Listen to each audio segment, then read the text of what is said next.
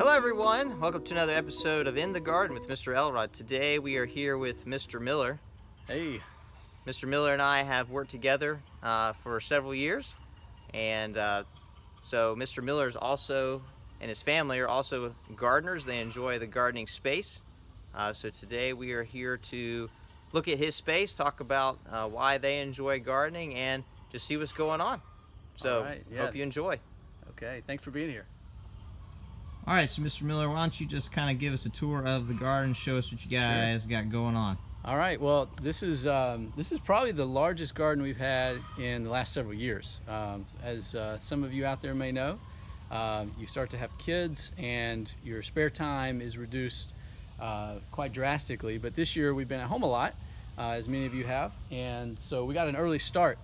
Here you can see actually one of the experiments that we've been practicing is saving seed from one year to the next. And so you can see our trellis system here, which is made out of some electrical piping. It's aluminum, so it won't rust. But we've got a trellis that normally climbing beans would latch onto at this time. But in the process of saving some seed from last year, we unintentionally planted bush beans here. So what you see is an empty trellis with bush beans that will never climb up it, but that are already yielding some greens for us, some green beans. Behind that, we've got some peppers coming up in the middle of tomato plant that you can see there. And all of this, I guess, is about to really just start to really produce. We're kind of late July is sort of the peak season, early August. Next to that bed, we've got some okra in this triangular space. In front of that, we've got some potted cucumbers that are starting. You can see the yellow blooms here of that cucumber plant that are starting to latch on to the trellis of this fence. And we've even got a couple maybe sprouting, one here. So we'll see how that does. But yeah, on down, we've got some gardeners. These are Gardener's Delight tomatoes, which just today it looks like they're almost ready, and we've got a lot of blooms there as well. So quite an abundance of tomatoes, and for some reason this year they've really taken off vertically. These are the tallest tomato plants I think that we've ever had. I'm not really sure. I think that's a light thing. They're just trying to get to the maximum sunlight exposure possible. So on down, we've planted some herbs. This is a really old garden bed that it's been around here for a while. We try to add some fresh compost to it, and we've got some basil that my wife really likes to make pesto, and that's like we'll make that a Christmas gift to a lot of our friends and family. Is some good pesto. We've got different oregano and some things hidden in there. I don't know if you can see all that. Some wild onions coming up as well amidst all that. But the tomatoes are kind of choking everything out right now. So we'll see. They're blocking the sunlight. And hopefully these herbs will continue to do pretty well. But yeah, we've got a black cherry tomato variety that is all green right now. But in the coming weeks, I think those are going to be turning into a burgundy color. And those are a real special treat. So we're looking forward to stocking up on tomatoes and tomato sauce and everything else later in the summer. So we've got a lot of those. Behind that this year, we've got some zucchini, and that's what these oversized leaves are. And the zucchini grow along the ground, and I'm looking, but I don't see any right now. So I think those are also, we've been eating some of these blooms. These are edible blooms down here, and the male part of that plant is actually edible. So sometimes we'll throw that onto a salad just for a little treat. So real quick, how do you distinguish the male from the female? That's a question for my wife. So I think that this bud, I can show you better than I can explain it, but that the yellow bud that you see down there, and I want to say that may be called the pistil of the flower. You can tear that off before it blooms and then eat that.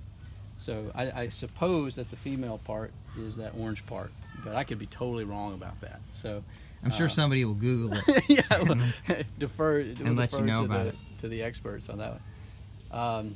Yeah, some other herbs, and this is it. Then, you know, just a small space. We've always there was not a lot happening in this part of the yard several years ago, and so we put some cedar garden boxes in, and I guess that was about 10 years ago. So those boards are still holding up barely, and we're still enjoying the benefits of that labor. So simple garden, simple space.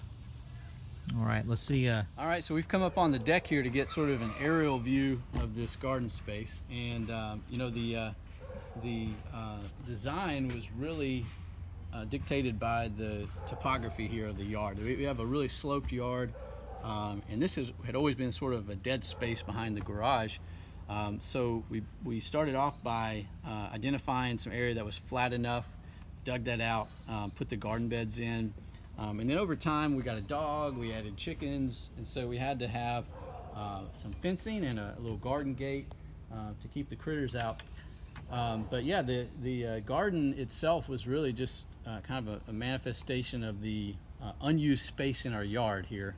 It was really too steeply sloped to be used for anything else, and so we tried to make use of it as a garden, and it's done pretty well. It's also nice to be out here and watch the pollinators. We have some neighbors who have honeybees, and there's some bumblebees out there right now pollinating the plants. So you know, it's something pretty to look at. So do you have a strategy for what you intermix, or do y'all just kind of put things in, I wouldn't say random places? Like, did you have a reason for putting zucchini here, tomato? You said, sure, what's over there in that it was the okra and the cucumbers and whatnot all together? So we typically try to put, so I guess we're kind of facing the garden, facing what I would say is a little bit to the northeast. So the sun basically comes overhead. We try to put all the taller plants towards the back so they don't cast shadow on some of the shorter plants. This year it was kind of strange with the growing season the way it was. It wasn't so hot. We think the tomato plants have grown up taller, and so they're blocking out some of the other things. The climbing beans didn't climb because they're bush beans. So hopefully they're getting enough sun. You can see some yellow spots back there, like maybe they're not. But yeah, we try to group things in accordance to how much light they need and how tall they'll get, so that they don't block out any of the other plants. So the okra is just in front of the cucumber. Cucumber can climb on the fence, so we thought that would be a pretty good pairing. The okra will get to be 5 or 6 feet tall by the end of the season, so it's still pretty in the beginning stages of its growth cycle. So what would you say as far as like square footage? Oh here? Goodness, yeah, not a whole lot. So we got 4 beds, each are probably about at least 3 feet across, maybe 4 feet. So I'd call that 32, 48. There's probably about 65, 70 square feet of garden space inside the fence, and then just a little herb garden bed. So probably no more than 100 square feet for sure. And so you feel like production's pretty good? Y'all get enough out of it? So we definitely still go to the grocery store. We haven't even gotten a single tomato yet. So in terms of the economics of it, I don't know that it really makes a lot of sense. It's one of those irrational behavior, decisions that we make. But it's fun. It's a hobby, and really I think we want to stay connected to the roots, so to speak, of where our food comes from, and really just kind of passing that down to our kids, so that they get to experience the responsibility, the work, and also the joy of just eating something that you've grown yourself. So that's really the why behind it. As an econ teacher, there are probably a lot of people out there shaking their heads right now, like gardening makes no sense, because it is a lot of work, and you don't often self-sustain. Or you're not able to provide enough food for everybody simply from your garden. So you're talking about work. What would you say is the average workload maybe in a week, or maybe let's do like a given day? Sure, a day. So a day like today, it's a little overcast. But if it doesn't rain tonight, we'll have to come out and water, and that usually takes 15 or 20 minutes. We've got our hose set up there. Then of course, there's really probably every other day it helps to do a little weeding, so that you don't have to come out here and spend hours doing that. But that would take another 10 or 15 minutes. So I'd say a half hour at most on a daily basis. And of course, it's best to do that in the morning when it's nice and cool. So I look at it sort of like a time to meditate, or just be quiet and still and be outside. Plus, you're bending over a lot, so it's almost like doing yoga in the morning. Kind of loosen up the stiff muscles in your back and everything. So that's no more than 30 minutes a day, I'd say. Okay. All right, so Mr. Miller, I see you got something in your hands there. Why don't you talk to us about that? Yeah, this is our mid-morning snack, Mr. Elrod. I thought you'd like some of this old produce and some old fruit. Would that be cool? Sounds good. Well, now it's time to show you the chickens, and this is actually some compost that a neighbor brought me this morning. So I went out to the mailbox, and I had this waiting for me this morning for my chickens. So we try to save any food waste at the end of every meal. Instead of putting it into the trash, which is then going to go to the landfill, we just dump it into the compost container, and we take it out to the chickens, and the chickens really love it. So hopefully they're going to get excited about this, because you and I aren't going to be excited about this. So we'll see what happens. I'm going to take it out to their enclosure here in the back. Is that your chicken call? That's it. Sometimes here they come. Look at them. Running to me here. We've got some young hens that haven't quite figured out the chicken call yet.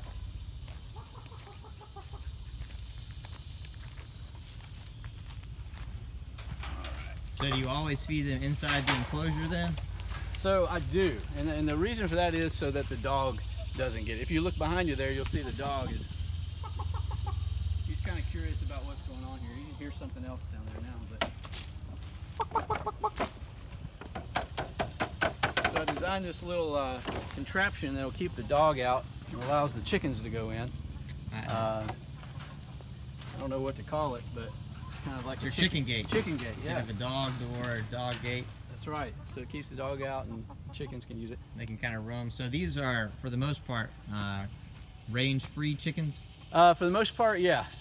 If the kids want to be outside one day, we might put the chickens in the back, just because they one byproduct of the chicken is the chicken poop. So that's actually pretty unhealthy stuff. It's full of bacteria, and you want to stay away from that. But on a day like today, where there's a small chance of rain, I like to have them out, and then if it rains, it cleans up the yard a little bit, which is nice. So yep, they're out eating stuff. Hopefully not eating our blueberries, which we've got here. Yeah, I saw you have some things that are growing over here. I see some muscadines. Yeah. I've never done much to the muscadine, and it was here when we moved in, and that vine just kind of continues to produce just a couple cups full of muscadine every year. We've got another vine in the front that does a lot better, but these blueberry bushes have done really well. I've only trimmed them a few times over the last 10 years, cut them back, and then of course they grow back. And this year they've done really well, except I think that we picked all the blueberries yesterday, so I don't know that you'll see much evidence. Hey, what you got? It looks like you got, what, 10, 15 blueberry bushes maybe? I think there are, 7 or 8 maybe. We had to pull one out this past year. Yeah, those are like miniature trees. Yeah. I've read different things that they actually do better if they're a little smaller, but these are just sort of part of the yard space, and they do a really good job of hiding this redneck chicken enclosure that I've got back here. No offense to any of you out there growing, raising your own chickens like I am. One thing I've tried to do is actually not put very much money into the chickens, because they're not very profitable. You can sell the eggs if you have a surplus. But all the materials back there was either given away, people were giving it away on Craigslist or something like that, and I think the only thing I had to buy was the actual metal wire, the chicken wire, and for the outside enclosure here. So the rest of that stuff is just hand me down or go and pick up from elsewhere. So what is your normal egg production like right now? So right now we have 6 hens that are 2.5 years old, and so I think the life span of a chicken is maybe 6 years at most, 6 or 7, and they'll lay for 3 or 4 of those years pretty well. So they're kind of in the middle of their lifespan, and we will of the 6 hens that are laying, we'll usually average probably 4 eggs a day. Yesterday my son and I collected the eggs, and it had been 2 days since we collected, and we had 10 eggs. So right around probably 4 or 5 eggs a day on average. And then this year's flock. We got these right as the lockdown was taking effect. So in March, these guys were just little bitty chicks, and we got some Americana and some Rhode Island Red there, and they'll be laying hopefully by mid to late September. So once we have all 14 hens in action, we might be getting a dozen a day. That would be a pretty good number. We would definitely be able to sell more eggs to our colleagues and things like that once that happens. So. Okay, so I mean, you got a lot of trees around here. Yeah. So predators for the chickens. Yeah, that's actually that's kind of an interesting point to bring up. I don't know if you can see this. We don't have much predation problem. I saw a YouTube video years ago of a chicken farmer down in central Georgia who was having a problem with bald eagles snatching up some of his fowl and chickens. And so what he did was string up some mason wire. And this used to be kind of neon green. It's really faded, and you can see it's actually caught a stick right there. But I've just kind of spread that out over the top of the enclosure in a random pattern. And the birds of prey, I guess, are confused by that, or they feel like they might get snagged in it.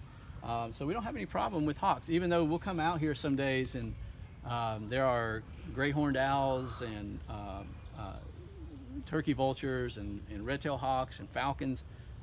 We have all of those birds of prey in the area, but we haven't had any problem with loss to birds, simply I think because of this idea that I got from YouTube. So okay, so not that they're not out here, it's just you've taken that preventative measure. Plus they've got a lot of cover here in your backyard where they can hide. And yeah, chickens are pretty, you know, I guess the phrase is don't be a chicken, right? Like skittish. Don't be skittish. Yeah, they're pretty paranoid by nature, and they'll hang out under bushes, under the blueberry bushes, or under some trees in the yard during the day, just to lay low from those predators. Now, I see you also have a fig bush here in your enclosure. Do y'all collect figs, or do you just let the chickens get them? You know, it's funny, these figs have never done well here. I think it's because there's so much shade from these developed trees. But since we've enclosed this area, they've actually started to grow more vertically, because the chickens, I think, are eating the leaves that are, you know, at ground level. So they're actually starting to do better. We've never harvested figs, but you can actually see some of the fruit coming in on the. Yeah, I see a couple right now. Yeah, at eye level or above, where the chickens can't reach. So we'll see. Maybe we'll be harvesting figs thanks to the chickens as well. So you like figs? Yeah. We love figs. We'll buy them at the grocery occasionally. They're pretty expensive, so good to have. Yeah, not everybody likes them. So you know, some people. I guess I think it was somebody I was talking to had a giant bush, and they just don't eat them because they just don't like them. Yeah. So, all right, very good. All right, so that's the chicken operation. Weed out of the garden, and the chickens get a little snack on it. So they eat weed vegetation. This is free range day. The chickens will eat just about anything, which is a blessing and a curse. You have to guard against them invading the garden space, because they'll eat it all, and take no prisoners. So ever thought about ducks? I hear ducks are a little more gentle. The web feet, yeah, they probably can't dig as well. Our neighbors have ducks, and they actually hatched some last spring. So I don't know that we'll ever do ducks because we don't have water. They live on the creek, so they have the advantage of some water. Yeah, chickens are great. Keep the yard clean, eat the snakes, and make it so that usually I don't have to mow the grass as frequently. So So what about bugs? Do they do a good job with bugs? Anecdotally, yes. We have not done any kind of scientific study to verify that, but I think they keep ticks and fleas and other flying insects at bay, from what I read. And as far as I can tell, I don't see, an overabundance of insect life back here when they're out and about. So handy to have around. Are you ready? Yeah, go. All right, this stage of the video is for accountability purposes, because I'm setting out to expand our garden space next year. We've cut down a lot of trees over the winter and the spring this year. So I want to walk you back and show you hopefully what will in 2021 be an even more spectacular gardening space, but we'll see. You guys setting up the Miller homestead? Is that what we're doing? Yeah. Just in case we can't go anywhere for a while, So come on back. This is our the previous owner of this house got into azaleas, so we're kind of going through the azaleas, the azalea forest. It's like a walking trail through the mountains. Yeah. So we actually cut down probably over 20 trees. Wow. That were, fairly small to medium sized.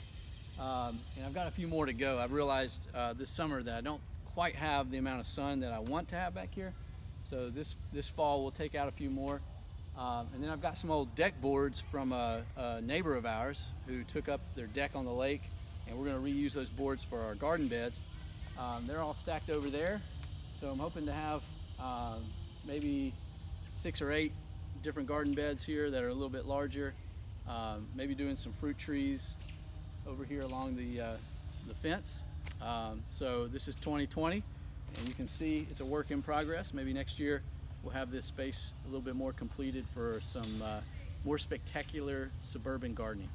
So this will mostly be then, you're gonna do garden beds, you're gonna do fruit trees. Are you gonna keep the hutch over there for your chickens? Yeah, right now that's kind of our storage space for that little chicken coop.